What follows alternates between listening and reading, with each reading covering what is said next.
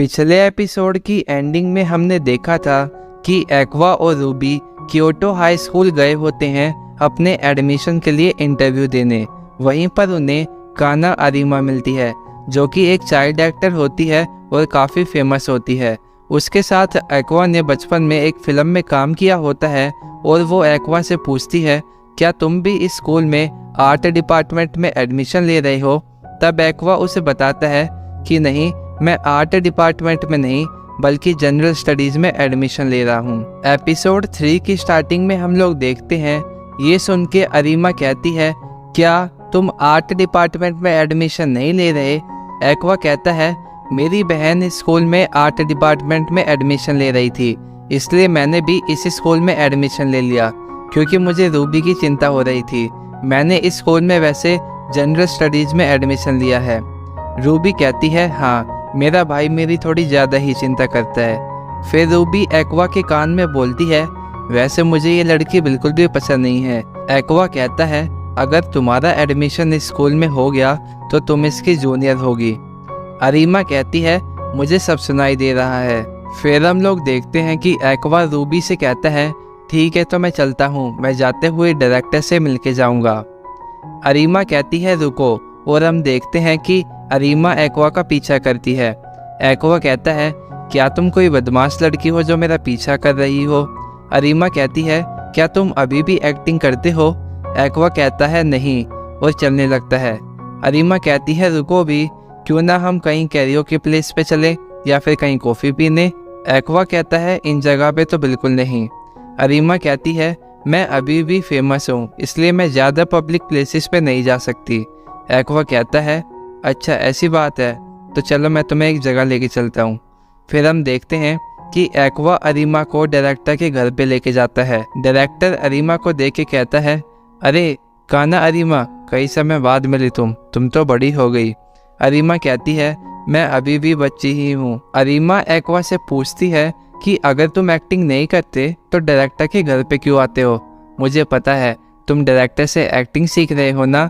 Aqua कहता है, director ने मुझे स्टार्टिंग में थोड़ी बेसिक एक्टिंग सिखाई थी, लेकिन मेरा एक्टिंग में बिल्कुल इंटरेस्ट नहीं है। मैं डायरेक्टर के साथ असिस्टेंट के तौर पर काम करता हूँ। अरीमा कहती है, सुन के अच्छा लगा, तुम अभी भी इस इंडस्ट्री में हो। फिर हम देखते हैं कि सभी लोग साथ में बैठ के खाना खाते हैं। खाना खाते हुए अरीमा डायरेक्टर से पूछती है, क्या उनके पास एक्वा की एक्टिंग की कोई वीडियो है? डायरेक्टर कहता है, मेरे पास है तो, लेकिन तभी एक्वा कहता है, वो वीडियो इसको मत दिखाना। डायरेक्टर कहता है, तुमने सुन लिया, अगर तुम्हें एक्टिंग देखनी है तो सीधा एक्वा से क्यों नहीं पूछ लेती? फिर अरीमा एक्वा की तरफ देखती है। एक्वा कहता है, बिल्कुल नहीं। अरीमा कहती है, मैं एक प्रोजेक्ट में काम कर रही हूँ जिसमें मैं लीड एक्ट्रेस हूँ। अगर तुम चाहो तो तुम उस प्रोजेक्ट में एक्टिंग कर सकते हो। उस प्रोजेक्ट के कुछ एक्टिंग स्पॉट्स अभी भी खाली है, तुम चाहो तो मैं हायर अप से तुम्हारे बारे में बात कर सकती हूँ। फिर हम लोग देखते हैं कि डायरेक्टर अरीमा से पूछता है कि उसके प्रोजेक्ट का नाम क्या है। अरीमा बताती है कि मेरे प्रोजेक्ट का नाम है I go with the sweet today. ये एक टीवी ड्रामा है जो कि शोजो मांगा पर बेस है। फिर हम देखते हैं कि एक्वा कहता है, स्वीट टुडे। अरीमा पूछती है, क्या तुम इसके बारे में जानते हो? एक्वा कहता है, ये बहुत ही फेमस मांगा है और जो डायरेक्टिंग से जुड़े हैं उसे इसके बारे में ज़रूर पता होता है। अरीमा कहती है, तो क्या तुम इंटरेस्टेड हो? तुम इसमें एक्टिंग करना चाहोगे? अरीमा आगे कहती है, प्रोड्यूसर काबुरागी सान मेरे कहने पर मान जाएंगे, तो क्या तुम इसके अंदर एक्टिंग करना चाहोगे? एक्वा कहता है, क्या काबुरागी? अरमानी कहती है, हाँ। फिर एक्वा हमें बताता है, आई के मरने के बाद उसे 3 मोबाइल मिले थे, जिनमें से एक मोबाइल आई के प्रेग्नेंट होने से पहले का था। उस मोबाइल पे पासवर्ड लगा हुआ था जिसको खोलने में एक्वा को 4 साल लग गए, और जब उसने उस मोबाइल को खोला तो उसमें कुछ नंबर और ईमेल थे। उन्हीं में से एक काबुरागी का भी था। काबुरागी के बारे में पता करने के लिए एक्वा एक्टिंग करने के लिए मान जाता है और अरीमा को हाँ कर देता है। अगले सीन में हम लोग देखते हैं कि एक्वा अपने घर पे आ जाता है और घर पे आके वो रूबी को एक्टिंग के बारे में बताता है। रूबी ये सुन के काफ़ी एक्साइटेड हो जाती है कि एक्वा एक टीवी ड्रामा में एक्टिंग करेगा और कहती है, मॉम ने कहा था कि हम में से एक आइडल और एक एक्टर बनेगा। मुझे जानकर खुशी हुई कि तुम्हें मोम की वो बात अब तक याद है। एक्वा कहता है, मैं एक्टिंग आई की कोई विश पूरी करने के लिए नहीं कर रहा, बल्कि काबूरागी के साथ काम करके काबूरागी के बारे में पता करने के लिए कर रहा हूँ। काबूरागी का नंबर आई के एक फ़ोन में था, तो हो सकता है उसका आई के साथ कोई कनेक्शन हो। मुझे उसका डीएनए टेस्ट लेना होगा, या तो वो हमारा फादर निकलेगा या मुझे कोई नई बात पता चलेगी। अगले सीन में हम लोग देखते हैं माकिया रूबी को बताती है कि एक्वा जिस वेब सीरीज़ में काम कर रहा है वो वेब सीरीज़ ऑनलाइन अवेलेबल है। उसके 6 एपिसोड आ चुके हैं और एक्वा फाइनल एपिसोड में आएगा एक विलन के रूप में।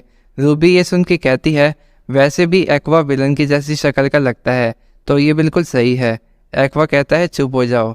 फिर आगे हम लोग देखते हैं कि रूबी और माकिया उस वेब सीरीज़ के कुछ एपिसोड देखती है और थोड़ी देर बाद वो लैपटॉप बंद कर देते हैं। रूबी कहती है, वैसे तो इसकी स्टोरी अच्छी है, लेकिन इसके एक्टर थोड़ी और अच्छी एक्टिंग कर सकते थे। मुझे अरीमा से ऐसी उम्मीद नहीं थी, वैसे वो इससे अच्छी एक्टिंग कर सकती है। फिर अगले सीन में हम देखते हैं कि एक्वा अरीमा के साथ कैरियोके में होता है। अरीमा अपनी वेब सीरीज़ का रिव्यू सुनकर कहती है, क्या उसने सच में ऐसा कहा मेरे बारे में? क्या वो मरना चाहती है? एक्वा कहता है, तुम सच में नहीं देखती कि तुम क्या बोल रही हो। अरीमा कहती है, माफ़ करना, वेल ये मेरी रेपुटेशन का सवाल है। मैं मिडिल स्कूल के सबसे बेस्ट लेवल की चाइल्ड एक्टर हूँ। एक्वा कहता है, फिर तुमने ऐसी एक्टिंग क्यों की? अरीमा कहती है, ये टीवी ड्रामा लड़कियों को टारगेट करने के लिए बनाया गया था, जिसमें गुड लुकिंग अच्छे दिखने वाले लड़कों को होना था। इसलिए उन्होंने एक्टर्स की जगह मॉडल्स को सेलेक्ट कर लिया जिनसे एक्टिंग बिल्कुल नहीं होती और अच्छे लुक्स चाहिए थे। फिर उन्होंने जब देखा कि एक्टिंग ज़्यादा नहीं हो रही तो उन्होंने मुझे हायर किया ताकि मैं एक्टिंग को संभाल सकूं। लेकिन मैं अगर ज़्यादा अच्छी एक्टिंग करती हूं तो उनकी एक्टिंग मेरे आगे फीकी लगती है और उनकी एक्टिंग को संभालने के लिए मुझे भी अपनी एक्टिंग को दबाना पड़ता है। मैंने बचपन में तुम्हारे साथ काम करके ये चीज़ सीखी थी कि कम्युनिकेशन स्किल एक्टर के लिए कितनी ज़रूरी होती है, और मैं बचपन में जैसी थी अब मैं बिल्कुल वैसी नहीं हूँ। मुझे पता चल गया है कि एक एक्टर के लिए गुड एटीट्यूड होना बहुत ज़रूरी है। अगर उसे इस इंडस्ट्री में काम करना है तो वो गंदे एटीट्यूड के साथ नहीं कर सकता। एक्वा कहता है, चलो तुमने कुछ तो सीखा। अगले सीन में हम लोग देखते हैं कि एक्वा शूटिंग की प्लेस पे होता है, जहां अरीमा उसे फिल्मिंग के बारे में बता रही होती है कि फिल्मिंग कैसे की जाती है। फिर हम देखते हैं कि शो का मेन एक्टर वहां पे आता है, जो कि एक्वा को पूरी तरह से इग्नोर कर देता है। फिर अगले सीन में हम देखते हैं कि एक्वा प्रोड्यूसर काबूरागी से भी मिलता है, लेकिन उन दोनों के बीच में ज़्यादा बातें नहीं होती। फिर अगले सीन में रिहर्सल चालू हो जाता है और एक्वा एक्टिंग कर रहा होता है। तभी हम देखते हैं कि छत से पानी लीक होने लग जाता है, जिसकी वजह से रिहर्सल थोड़ी देर के लिए रुक जाता है। अरीमा एक्वा के पास आकर कहती है, तुम्हारी एक्टिंग फाइन थी। एक्वा कहता है, हाँ, ये एक ऐसा रोल है जो कि प्रैक्टिस करके कोई भी कर सकता है। फिर एक्वा अपने मन में सोचता है, बचपन में जो तुमने मेरी एक्टिंग देखी थी वो अच्छी इसलिए लग रही थी क्योंकि मेरी मेंटल और फिजिकल एज के बीच में गैप था। क्योंकि अब मैं बड़ा हो गया हूँ तो अब मेरी एक्टिंग एकदम नॉर्मल लगेगी। फिर अरीमा से कहता है, अगर मेरी एक्टिंग बुरी लग रही हो तो माफ़ करना। अरीमा कहती है, तुमने काफ़ी अच्छा किया। तुमने कई समय से एक्टिंग नहीं की है तो ये नॉर्मल बात है, लेकिन फिर भी तुम्हें देखकर ऐसा लगता है कि तुम अपने ईगो को साइड रखकर अपने करैक्टर में जाने की कोशिश कर रहे हो, और जो ट्रिक्स तुमने बीच में इस्तेमाल करी वो मुझे काफ़ी अच्छी लगी, लेकिन नॉर्मल लोगों को ये चीज़ समझ नहीं आएगी। अगले सीन में हम प्रोड्यूसर को बात करते हुए सुनते हैं। वो कहता है, और कितना समय लगेगा इसे फिल्म करने में? इसके बाद मुझे एक मैगजीन के शूट में जाना है। डायरेक्टर कहता है, बस सब कुछ तैयार है। अरीमा सान काफ़ी अच्छा काम करती है वैसे। काबूरागी कहता है, हाँ, वो अच्छी एक्टर है और एक अच्छी लड़की है, लोग उसे जानते भी हैं तो हम उसका फ़ायदा भी ऐसे उठा सकते हैं। आगे प्रोड्यूसर कहता है, वैसे भी ये ड्रामा एक प्रमोशन के लिए था, हमें एक्टिंग की इतनी कोई ख़ास ज़रूरत नहीं है। फिर वो अपनी सीक्रेट को नीचे ज़मीन पर गिर के चला जाता है। फिर एक्वा उस सीक्रेट को उठा लेता है और कहता है, मेरा काम हो गया, लेकिन अब भी मुझे यहाँ पर रुकना है क्योंकि ये लोग अरीमा को वो रिकॉग्नाइजेशन नहीं दे रहे जो वो डिजर्व करती है। अब मुझे अच्छी एक्टिंग करनी होगी। तो यहीं पे हमारा ये एपिसोड ख़त्म हो जाता है। अगर आपको पसंद आया हो तो लाइक एंड सब्सक्राइब कीजिएगा चैनल को।